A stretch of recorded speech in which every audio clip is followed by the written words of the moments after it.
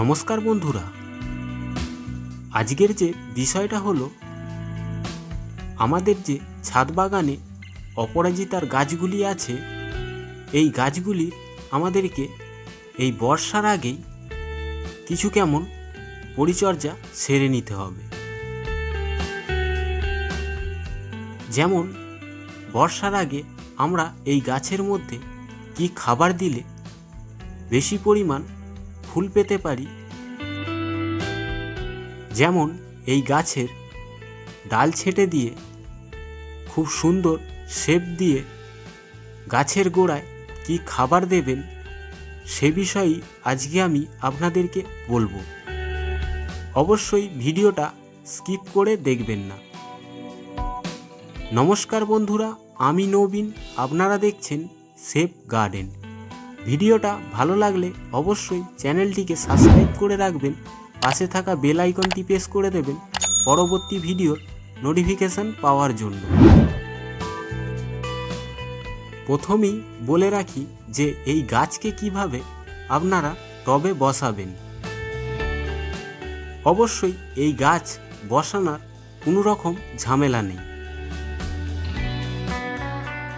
কেননা আপনারা দেখবেন অনেক জায়গায় এই গাছগুলি খুবই সাধারণতভাবে পড়ে মাটির মধ্যে হয়ে গেছে।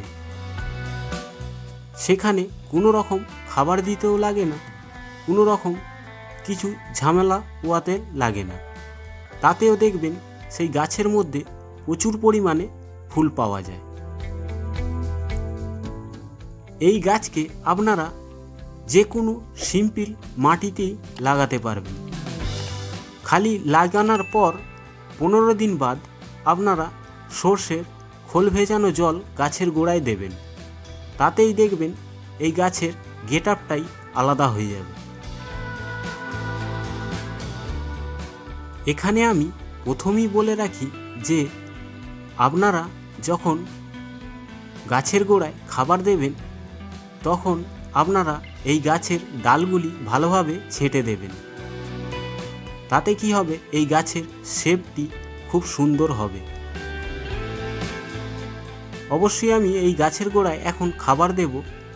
যেমন এখানে আমি যে খাবারটি নিয়ে নিয়েছি 3টে উপাদান, গোবর সার নিয়ে নিয়েছি, আর এখানে নিয়ে নিয়েছি ডিএপির দানা।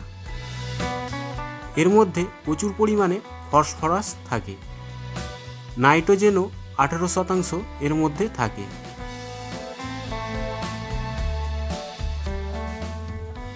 এই পটাশ আমাদের গাছে ফুল আনতে খুবই সাহায্য করে। গোবর সারের মধ্যেও নাইট্রোজেনও থাকে, তার সাথে পটাশিয়ামও থাকে, ফসফরাসও থাকে, সালফারও থাকে, ম্যাগনেসিয়াম, ক্যালসিয়াম, এর মধ্যে নানা ধরনের উপাদান এই গোবর সারের মধ্যে থাকে।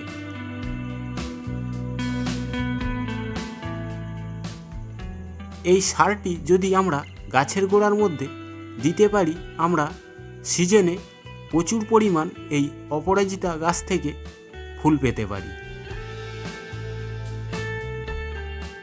মাটির মধ্যে যখন এই গাছগুলি হয়, মাটির মধ্যে থেকে এই গাছগুলি সব রকম খাবার পেয়ে যায়, কিন্তু আমরা যখন টবে এই গাছগুলি লাগাই তাতে সমপরিমাণ খাবার গাছ পায় না। তার জন্যই আমাদেরকে কিছু কেমন গাছের মধ্যে খাবার দিতে হয়। তাই এখানে আমি এই যে খাবারটি মিক্স করেছিলাম এটি আমি গাছের গোড়ায় ভালোভাবে দিয়ে দেব। অবশ্যই আপনারাও 4 সাইডের মাটিটা সরিয়ে নিয়ে এই খাবারটি দিয়ে দেবেন গাছের গোড়ায়। এই খাবারটা 4 সাইডে দেয়া হয়ে গেলে যে মাটিটা আমি মধ্যিখানে তুলে রেখেছিলাম সেটা আমি 4 সাইডে ভালোভাবে দিয়ে দেব।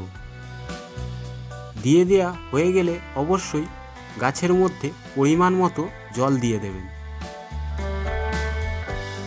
ভিডিওটা যদি ভালো লেগে থাকে অবশ্যই একটি লাইক করে দিয়ে যাবেন, চ্যানেলটিকে সাবস্ক্রাইব করে রাখতে ভুলবেন না, পাশে থাকা বেল আইকনটি প্রেস করে দেবেন পরবর্তী ভিডিওর নোটিফিকেশান পাওয়ার জন্য।